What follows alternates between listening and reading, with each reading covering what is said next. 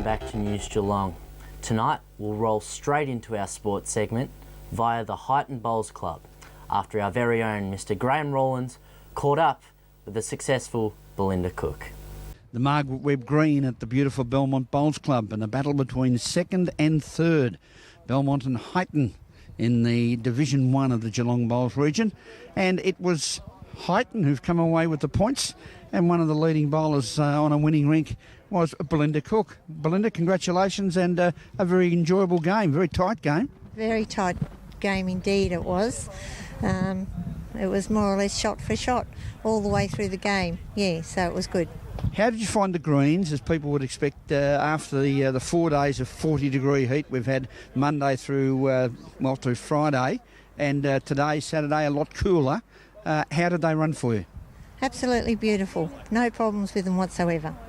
And to your, because it was your second game with the Division 1 team at Highton, because they've got quite a lot of depth up there, and that win today will take you to second place on the Division 1 ladder with only 5 rounds remaining. So in a good position, chasing Lara, who could be a big premiership contender. Yes, it could be. I just hope we keep it up, and we definitely be in the finals, looking at it right now.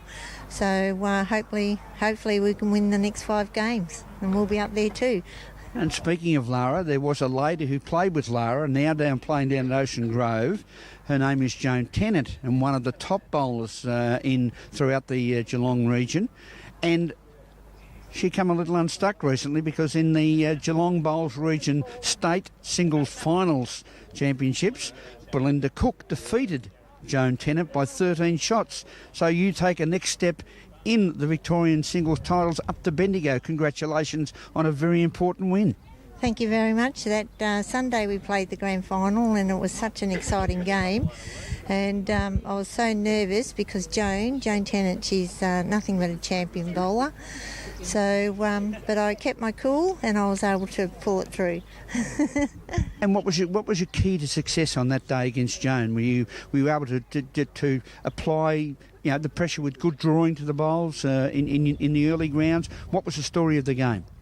Well, because Joan, being a champion that she is, she can bowl to short, medium or long ends, but she doesn't know how I play, and I can bowl to any of those lengths, which I was able to do, and so I got through with it and I did it. How long have you been playing the game of bowls?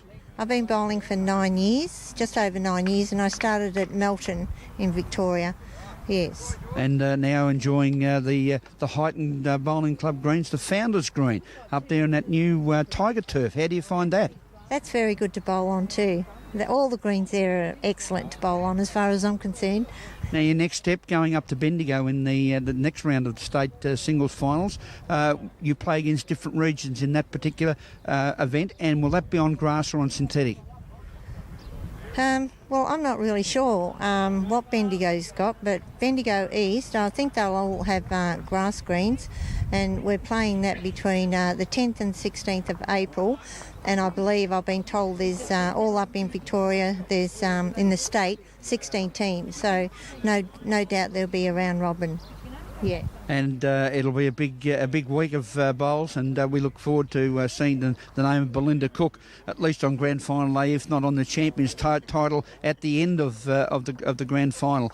We wish you all the very, very best, Belinda, and thank you very much for your time, and congratulations again to your win here this afternoon, and also in the Geelong Bowls Region State Final Singles Championships. Thank you very much. I'll be there trying my very best. Thanks for that, Belinda. And well done on your success.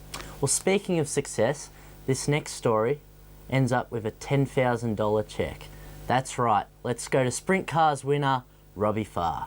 Winner of the 33rd Annual President's Cup here at Avalon Raceway is now a 3-time winner, Robbie Farr. Congratulations, taking the win against a stellar competition of international stars who incidentally finished 2nd and 3rd. You must be pleased with the result. I definitely. I think, look, it's probably the toughest week of the year with the 3 races that we've got this week. So obviously the Classic and here in Mount Gambier. So, mate, Rap to win any night this week is a tough deal, and we'll definitely start the week off with it. That's great for the team. Not always easy to be leading. Tim Kading showed you the way around the bottom there in the opening couple of laps. Did you have a couple of thought processes go through your mind of where you should be on the racetrack? Yeah, look, you got about 3 seconds to get down the straightaway, but a million things run through your mind on. Yeah, I could see him there. He actually got past me in the back straight. We got back around him on the outside. I felt better on the outside, but I had to go down there and not close his lane off, and we did that. And then once we got no momentum, we got back to the top. That's right. I think our car felt the best. So, yeah, it worked out. You can't make mistakes with these guys. As I said, they make you pay. So we made the right choices at the right times, and that was important. Going non-stop, did that help you? You felt like you were in a good rhythm?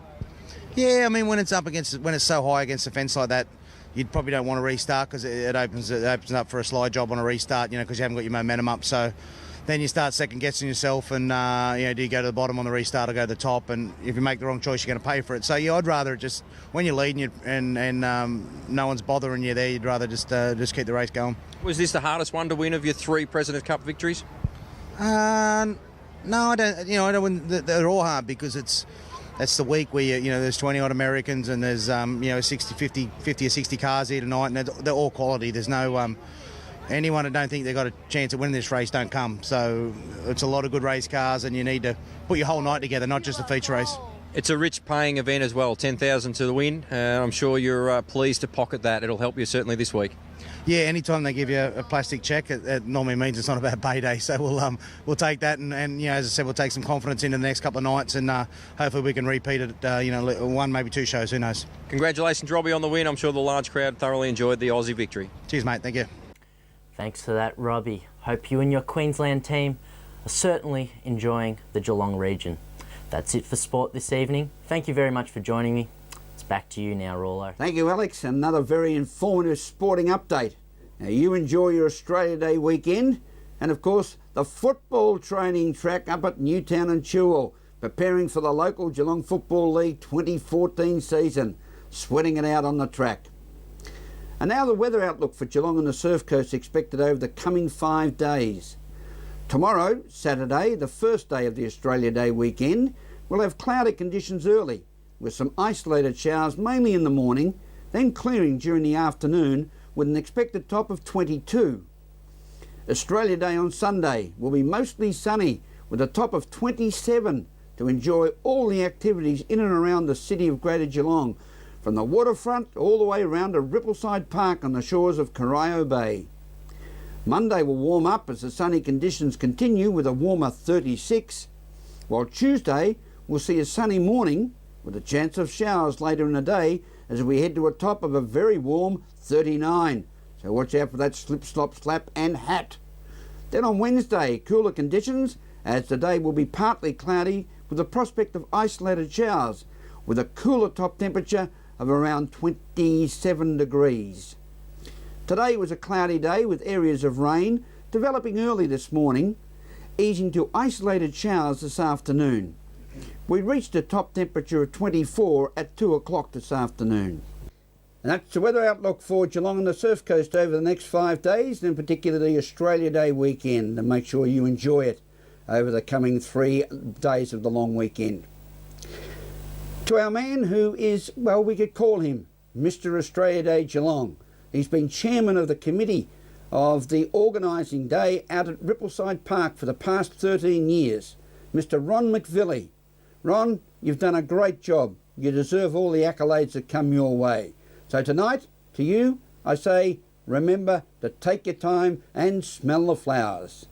To all of our team from News Geelong, thanks for being with us, and you enjoy a safe and great long weekend over the Australia Day weekend. We'll see you next Wednesday night, same time, same place for News Geelong. Until then, have a safe night and a very, very pleasant evening.